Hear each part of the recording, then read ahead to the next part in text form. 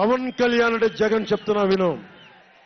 పవన్ కళ్యాణ్ అంటే ఆంధ్రప్రదేశ్ ప్రజల భవిష్యత్తు. పవన్ కళ్యాణ్ అంటే ఈ దేశపు యువత కాలంలో. పవన్ కళ్యాణ్ అంటే కన్నీళ్లు తుడిచే చెయ్య.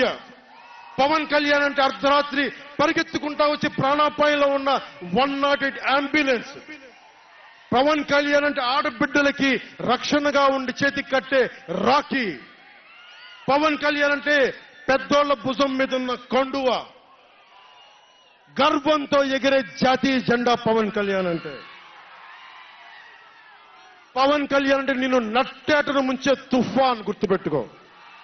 నిన్ను అధాపాతాళానికి తొక్కే వామనుడి పాదం పవన్ కళ్యాణ్ అంటే గుర్తుపెట్టుకో. ఇందాక చెప్పాను కదా, ఒక్కడి one man's courage makes a majority అని. ఒక అర్ధరాత్రి కికారణ్యంలో అడవులు, సింహాలు, పులులు, తోడేళ్లు, గుంటనక్కలు తిరిగే చోట ఒక్కడు వెలిగించిన కాగడ అడవిని జయిస్తుంది. ఒక్కడు వెలిగించే కాగడ అడవిని జయిస్తుంది. ఒక్కడి ధైర్యం, ఒక్కడి సాహసం, ఒక్కడి ప్రతిఘటన కొన్ని కోట్ల మందికి తిరగబడే ధైర్యాన్ని, బలాన్ని ఇస్తుంది.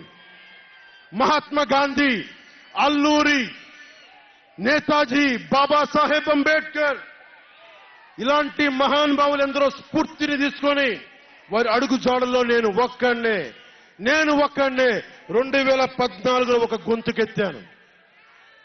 ఒక్క అడుగు ముందుకేశాను, ఒక్క ప్రతిఘటన చేశాను, ఒక్క యుద్ధం మొదలుపెట్టాను. అది 2024కి.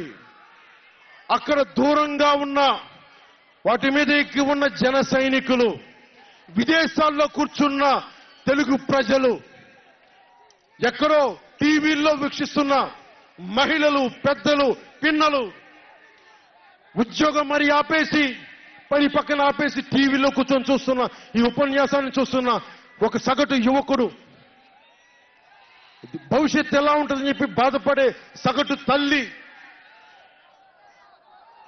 స్టేజ్ మీద కూర్చున్న, అలాగే టీవీల్లో గ్లోబల్ గా మొత్తం చూస్తున్న ప్రతి ఒక్కరూ, అలాగే ఈ వేదిక పైన స్టేజ్ పైన కూర్చున్న ఒక క్లేమోర్